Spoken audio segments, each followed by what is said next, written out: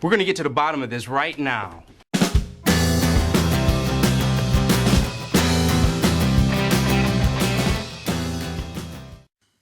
Hi everybody, welcome back to my channel. So this is part of the March Mystery Madness videos. So I've already done a review of the Colorado Kid, which was this one, which was the first one I read for the challenge, which I don't know if you've seen the video, but I was disappointed. So the next one that I've read for this channel, I've got 2 more to read before the end of the month, so I've got to step up, but that was Teacher's Dead by Benjamin Zephaniah. So I don't know if you know Benjamin Zephaniah, really interesting guy. He's a poet, he's recorded albums, he's written 4 novels, he's been on TV a lot as a social commentator, and I've seen him on Question Time and stuff like that. Really interesting guy. He's an anarchist who has got really strong, deep political convictions. He's a really interesting guy to listen to on various different subjects. He does definitely know what he's talking about. And this book has got a very clear social conscience, very clear social message, and it's really brilliantly done from that point of view. And it's quite an unusual book, I think. I don't know if all of his books have got this sort of tone, the way it's written. I'm looking forward to finding out, because I've got his others as well. So I'm looking forward to reading some more. This is the first one I've read by him. I have read some of his poetry, and I like his poetry a lot. And I've seen him on TV a fair bit, just making comments on TV about different issues of the day. So I did know about him already, but I didn't really know what I was going to think of this relatively short novel called Teacher's Dead. So yeah, this is his 3rd novel. This was written in 2007, and he had been known mostly, I'd say, for writing poetry, and he'd started doing his poetry right from back in the early 80s. And I'd seen him on the news, just being interviewed about what he felt about current issues and different subjects.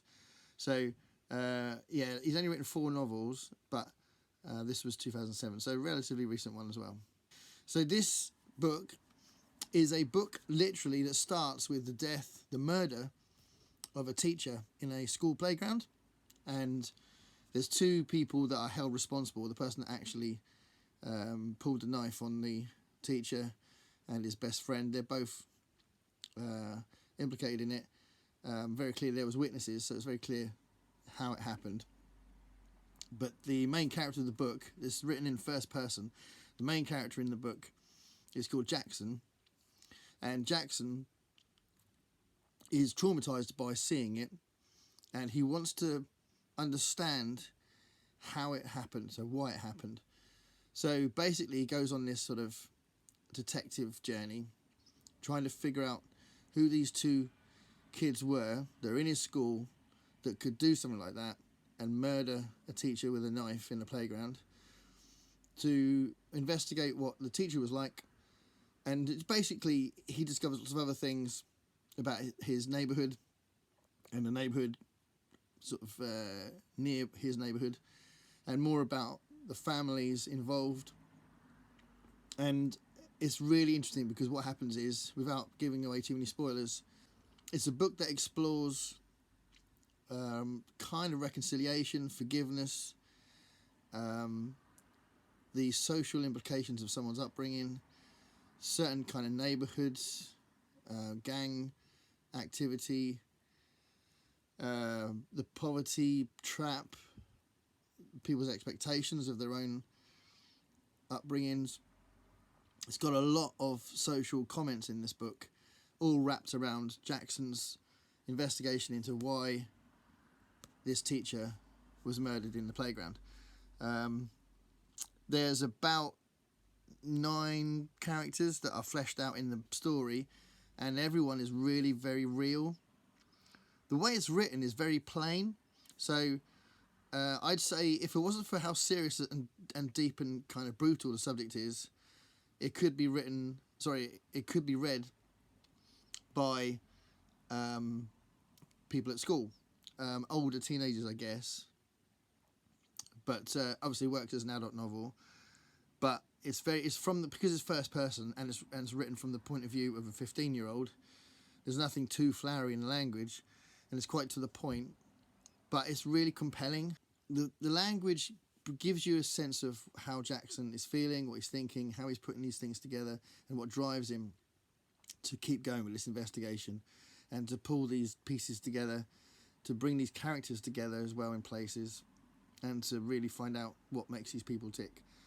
And the result is a very real cast of characters, a really interesting mystery behind what's happening. Because when I say mystery, this detective work that this young boy is doing is literally trying to figure out why would something like this happen. So it's not your ordinary mystery like it would be in like a classic mystery novel, but it's obviously deeper than that, and it's about those kind of political discussions about how poverty can lead to crime and that kind of thing. And the ending is really nice. It kind of all comes together really close to the end. So the last, I don't know, 6 to 10 pages, everything just pieces together beautifully, and it's just got a really nice ending. So yeah, definitely worth reading, and definitely worth checking out his, I think, certainly from this book anyway, unusual way of writing in how plain it is and how direct it is, but also how endearing it is as well. I mean, this is from the point of view of a boy, so I guess his other books, if they're not from the point of view of a 15-year-old boy, they may not be written the same way, but definitely really endearingly written. And yeah, I was really impressed. So I'm definitely looking forward to reading the others. I'm hopefully going to read the others during the year. But Benjamin Zephaniah, Teacher's Dead, really good. Thanks a lot. Bye.